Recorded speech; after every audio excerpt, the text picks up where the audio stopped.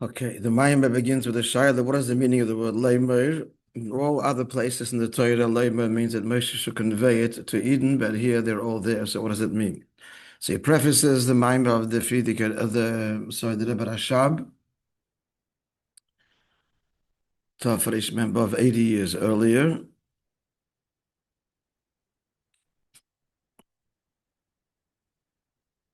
Which is based on the Maamar of the Tzedek and the Alter Rebbe. And the Frierdiker Rebbe's Maamar based on his, which the Rebbe quotes later. There are two Pirushim, which we learned in the previous Maamar. It's a hemshech to the Maamar of Shavuos. That Chaviv in Yisrael, shenitnu lehem kli chemda shebay nivra elam, that Yidden are endeared, especially because to them was given the precious utensil which God created the world. The first Piddush is that the Torah is a blueprint, so it's the means of which the world is created. And the second Piddush is the opposite, shebay nivra elam, that the world was created for it. The word "it" is the question here. Does the "it" go on the Torah? Does the "it" go on the world? So the first Piddush is the "it" goes on the Torah. With it, the world is created. The second Piddush is Shaboy. It isn't the subject matter, is not the world, but the Torah itself. Shaboy nivra elam, for it was the world created. And he brought the various Maamar Chazal quoted in the previous Maamar as well. Mamshich Rabta Mamshich Maamar, and the Rebbe Rashab continues in the Maamar and explains, based on this, answers the question. That's why it says, and Hashem spoke all these words, Lamer, the Tevis Lamer, Koir Alasara Mamodos. So there's the 10 dibris and the 10 utterances of creation, the 10 forces of creation. Commissioner Kosen Parsha said, like I said in this week's Parsha, Parshas Nosai, that each Nosai gave a spoon, a silver spoon, asara kaf, each spoon weighed 10 shekel. The double expression of asara. Visa bezoyar, that's what meaning is, each and every one of them, but there's simpler ways to say that. So it says in Zoyar that the two expressions of asara, shekoil asara, my modest asara sadibras, the two tens referred here to are the 10 utterances in the 10 commandments. Asara ma'amaris mechuvanim keneged asara sadibras, as Mefarshim explain, the parallel between the 10 utterances that bring all of existence into being and the corresponding 10 commandments. Because the implication is shekol kiyam ha'maimaris, so the whole existence, what justifies and the purpose of the 10 utterances of creation is realized al yedei hadibres, the 10 commandments to Torah. So that's the meaning. Hashem spoke these words to say that we have the all these 10 words, meaning the 10 commandments, which incorporates the entire Torah, as explained by Rabbi Yagon. Interestingly, 6 and 1 and 3 is 10. I don't know if it's brought anywhere, but so 613 mitzvahs, which are all in the Aseres HaDibros, come down to the 10 commandments. So they're mechaskim, they justify and strengthen the other 10, the 10 creations. That's the lamer. Sorry, you have to understand.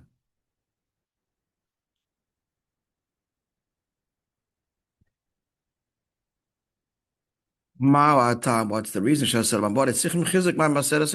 Why would the 10 creations, why does creation need strengthening from Torah? Let's appreciate the question. By first prefacing what we're learning now in Tanya. It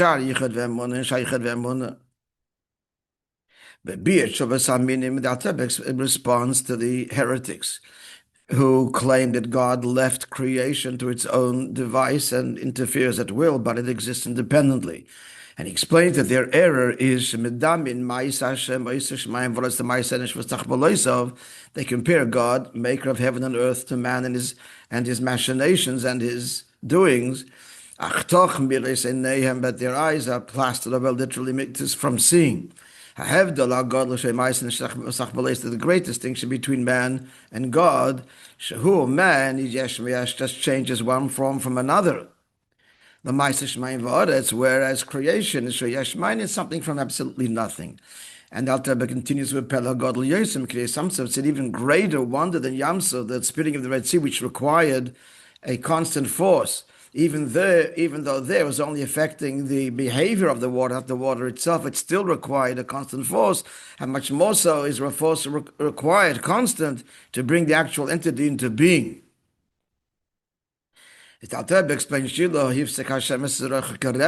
God would have interrupted the east wind that blew and piled up the waters for one moment, the waters return and flow downwards, and then he can do it. But he says much more so. This creation requires constant force, inasmuch that the very existence needs to be brought into being from nothingness. And he concludes, much more so. When the divine force would be removed from the created being, it would return to absolute nothingness. But there must be, he goes on to say, the constant power of the one who brings into being that which is born into being constantly, to enliven it, to sustain it. And this is the point here. The creative force are the very letters, that the utterances through which they were created. It explains earlier, and this was Perek Beis. It explains in Perek Al Masha Kosev Leilim from the Baal Shem Tov. Leilim Hashem Dvarach Nitzvah forever, O God, your word stands in the heaven to Pirush Baal Shem Tov. What's the meaning of this pasuk? He explains Al. Kidvarcha, the words Shamata that you said, there should be a expansive space between dividing the waters, upper waters and lower waters. So Tebes of Oasis Elo. So these letters and waters forever stand in the sky, in the heavens, to bring them into existence. That's the meaning of the pasuk. That's true of what? Of the waters and the heaven. It's true of every creation that they get their life force from the 10 utterances of creation. All to point to, why do we need to draw into creation the Seres HaDibros? And especially the question becomes so much stronger in light of the following. The Alter Rebbe says in Tanya,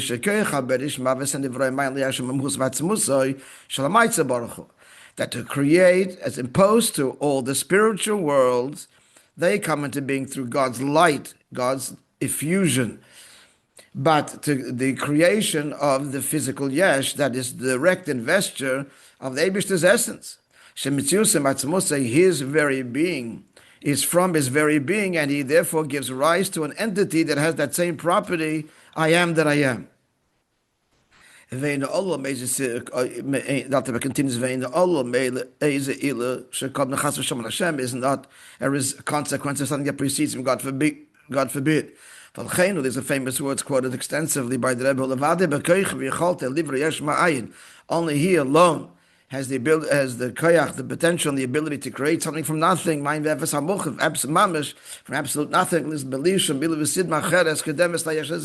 without any other cause preceding or responsible for this entity. Only God alone, who is because he is, can create that which feels it is because it is. As we explained on a previous occasion, will produce that is like it, and it will feel in some sense its source. The whole definition of is it's an emanation from a mo'er. So you can only produce that which you are. You can't produce something which is fundamentally not you. So will create that which feels its source. Only Atzmos can create that which does not feel its source. That's the Yashar Gashmi. Therefore, the Rebbe concludes, why is it not enough in the divine investure of Hashem in creation, which he explained in the first half of this oath, which is ongoing, and it's the 10 letter, the utterances of creation. Why is that not enough? And especially considering that it's the creator at the level of his being is from his being, the very essence. It's already present and active and invested in every creation. No, it's not enough. And the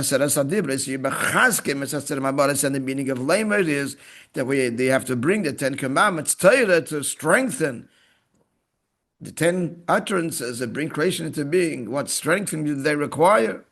How could there be anything even more, in fact, if creation, yesh ma'ayin, is directly from Atzmos? That's the Shaila. Clear? Someone repeat the question. In summary, the meaning of Vayedaber Elokim miskol hadvarim haeleh lamer is, explains the Rebbe Rashab. So that's referring, that's the Mamaris and the Dibris. So the point is we have to bring what to what? The creation of the world with the Torah mitzvahs have to bring strength to the world. Then he asked, the world needs to be strengthened. Question, why not? Beginning. Hashem is the Ma'amaris, or keep the world alive. Why would we need the Ma'amaris? And it's ongoing. The point is it's present. It's ongoing. That's what every moment that Ma'amaris are speaking. And that's a bigger miracle than Kriyas Yamsuf. It's a greater radical achievement. Samsung, which was constant, the wind only changes the tzir, and here we're bringing the very existence into being. In the words out there, so that's not enough. Constant investure of this Pele Godel that brings creation into being Yesh Ma'ayin. And you need to strengthen it by another revelation of the divine. And especially the big Ikakasha is that creation of the Yasha Gashmi is the Yasha Nivra is a direct consequence of the Yasha Amiti of Atzmos.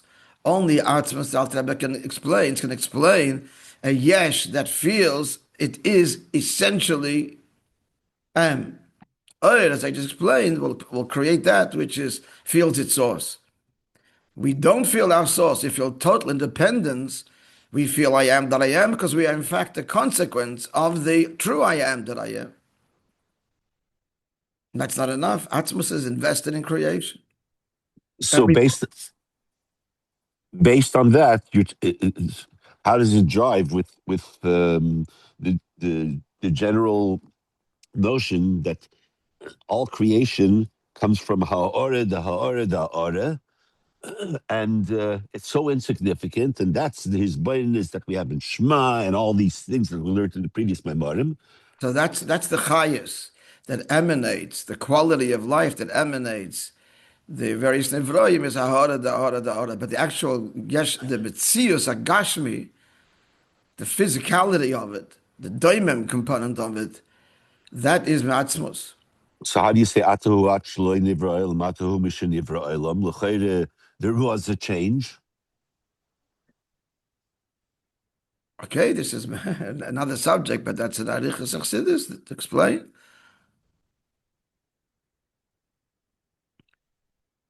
That it's chutziv of nivra is invested, but not changed. It happens b'derech tzivoy, not b'derech hislapshus. Therefore, there's no change, whatever the biyurim. Atmos isn't changed by it, isn't compromised by it, but it's a direct result of the desire of Atmos. The shaila is that, that's a whole subject, but the shaila in the changes, if you had a desire, at the very beginning, Nisav is not a change. There was no Nisav, and now there's Nisav. That's where the question begins. At any rate, so that's the shaila here is what we need further to bring into creation, mamshech, godliness in creation, aseres hadibris, it's direct investure, a consequence of atzmos and constant creation, etc.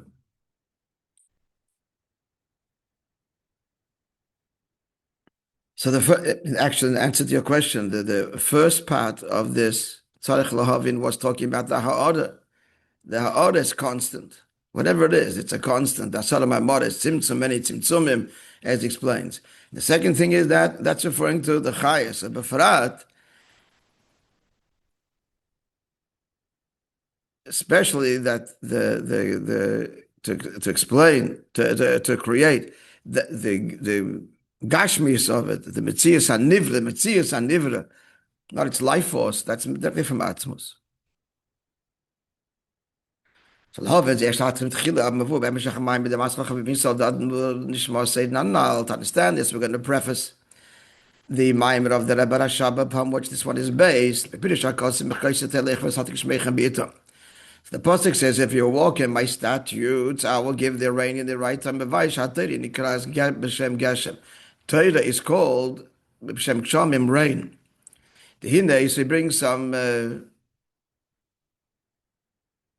sources. In the Yisrael, Medrash Rabbi says in Medrash Rabbi, Rabbi Yochanan said, Kol Oira Amor Be'Eliyahu ben Barchoel.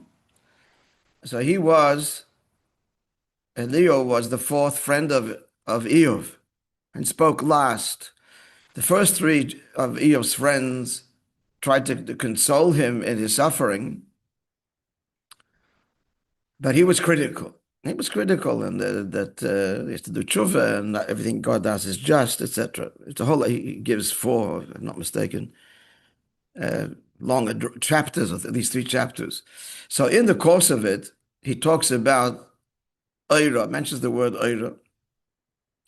So Rabbi Yochanan says, whenever he refers to Oira, the context there is definitely rain and clouds. In fact, the Medrash says that if all we got from Eliyahu was how rain is made, enough. There's great details there about the rain, the vapor, and the clouds, etc. But Rabbi Yochanan says that every time he mentions the word Oira,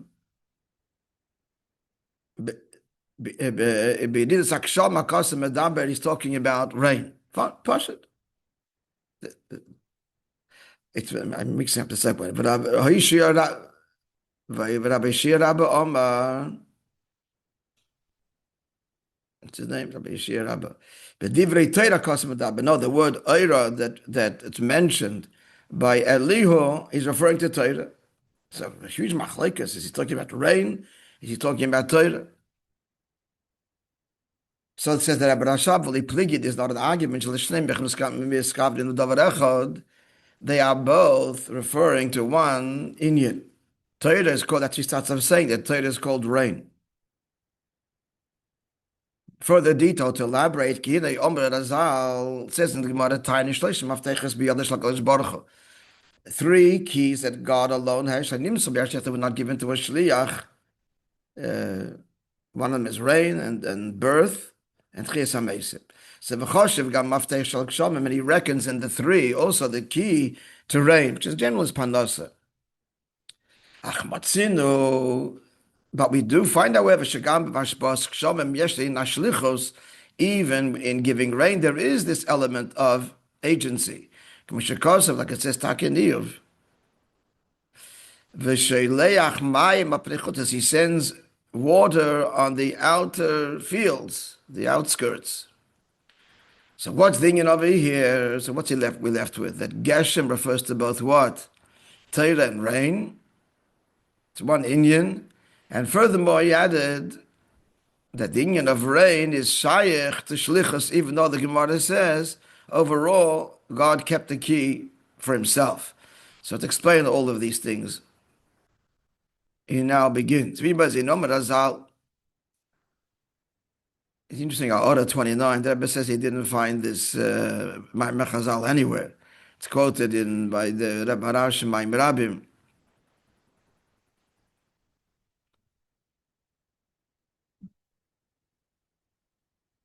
And he quotes it from Vayedaber Lozar. The Rebbe says, I haven't found it. But the Rebbe sends us to Medrash and Bab Metzia, where a similar Inyan, but not exactly, is conveyed. Akoponim, let's go back to what's the quote? From where does the earth drink? So the Medrash answers, where do we get our water from? When we do the will of God, so then the world drinks from water that is above the heavens. We don't. we get water from below the heavens. Now the Medrash says a kind of a similar thing. The Medrash talks about water in general coming. Gives an example of two women, an adulterous woman or a virtuous psula. So when we do, generally the water comes filtered. It doesn't say B'tachas l'Rikiyah, but it's a similar Indian. Yeah. When we do the will of Hashem, we don't do the will of Hashem, so the water rises up and comes down. It comes from the earth. When we do the will of Hashem, it comes directly from heaven. It's kind of similar to what he says over here. And the parallel is the two women, the women being us.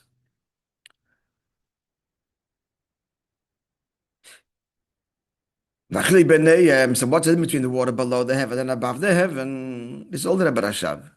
You've met the Mashom Razal. Well, stands by first prefacing this statement in Medrash. The whole water was water in water. It was all submerged in water. Then the separation happened, as the pasuk is here, that there be the expanse of heaven, the sky, to separate between the waters and the waters. Just the diyoki of mayim will be explained. Why not just say the whole world was water? But it wasn't. There were two kinds of water mixed to begin with. That's what emerges in a moment, as we'll see. So the rikiya, the sky separated between the waters and the waters, meaning between the upper waters and lower waters. But if they're all together, what are these two waters? Answer: the meaning is number one, at the beginning, the outset of creation, the upper waters were not uppermost, were not in the greater state of elevation. And neither were the lower waters in the greater state of descent. Like a barrel of wine, which sediment is mixed in it. So what's the result? First of all, the wine is compromised. You don't see the greatness, the value of the wine because it's mixed with the sediment. So the wine's compromised, and at the same time, the sediments as they're mixed in the wine are not so lesser. They're not so literally worse. Inferior. Why? Inferior, yeah. As the sediments are in the wine, they still have the taste of wine. But after filtering it, the wine becomes clear and literally valuable. And what happens to the sediments? They descend and remain rejected as psoilus, as residual, more than that, as waste. So that's a moshel for before and after the separation of the waters.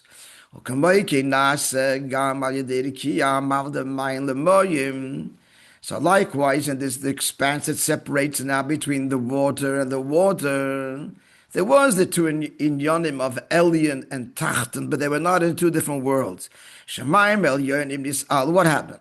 The result is that the Mayim Elyon, like the wine, Nis'al b'tachsel, now becomes really pure and translucent and the loftiest level. Well, Mayim Tachtenim Yorda b'tachsel Haydida, and the lower waters descend and they become psoilus. Shalei be'erech. So what happens is that the lower waters are incomparable. The lower waters are incomparable to the way they were before they were separated from the upper waters. Much more so are they incomparable. They're certainly incomparable to the higher waters when they were mixed with them. They're incomparable to their own state, and they're incomparable certainly to the higher water in which they were once mixed with. And third level, for sure now, the net result is they're incomparable to the supernal waters, as they are now, after being separated from the lower waters, and they've ascended to the greatest heights. Clear the three levels of comparison. Yeah, we'll go a bit further. So what's the beer?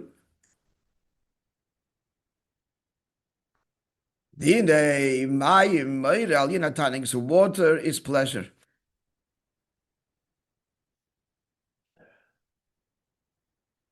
Water goes on tainug. And the whole source is Tanya. I don't know if there's any other source for that. We see that water causes to grow all kinds of delightful things.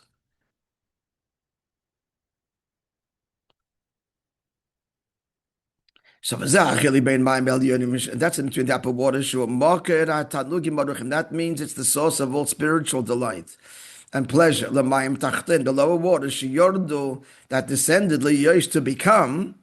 They weren't when they were mixed with the higher waters, but after separating, they become the source of physical pleasure. And therefore, it's brought down in the Shonim. It seems like it's a medrash we don't have. The lower, once God separated. Rashi actually brings this in Chumash.